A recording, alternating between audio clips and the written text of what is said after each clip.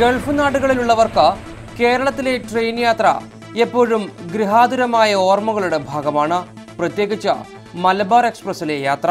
അത്തരക്കാർക്ക് വേണ്ടി പുതിയൊരു മലബാർ എക്സ്പ്രസ് ദുബായിലെത്തിയിരിക്കുന്നു.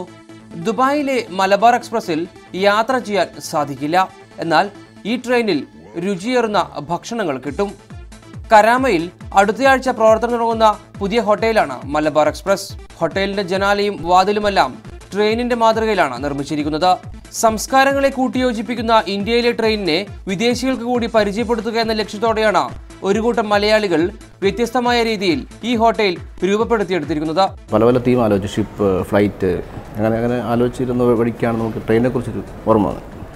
അങ്ങനെ ട്രെയിനെക്കുറിച്ച് നമ്മളിങ്ങനെ പ്രവർത്തനങ്ങൾ നടത്തുകയും ഇതിനെക്കുറിച്ച് ആലോചിക്കുകയും ചെയ്ത് വളരെ എഞ്ചിനീയേഴ്സൊക്കെ ആയിട്ട് നമ്മൾ പ്ലാൻ ചെയ്ത് അങ്ങനെ നമുക്കൊരു പ്ലാൻ കൊണ്ടുവന്നു. ഇങ്ങനെ ട്രെയിൻ ചെയ്താൽ കൊള്ളാമായിരിക്കും. അങ്ങനെയാണ് പിന്നെ എന്തുകൊണ്ടെന്നാൽ പിന്നെ ഇങ്ങനെ ട്രെയിൻ ചെയ്തുകൂടാ. അങ്ങനെ നോക്കിയാണ് മലബാർ എന്നുള്ളൊരു എക്സ്പ്രസ് എന്നുള്ള ട്രെയിനുണ്ട്. അതാകുമ്പോൾ നാട്ടിൽ കൂടുതൽ എംപ്ലോയീസൊക്കെ യാത്ര ചെയ്യുന്ന ട്രെയിനാണ് ട്രെയിൻ. Reporter, Dubai.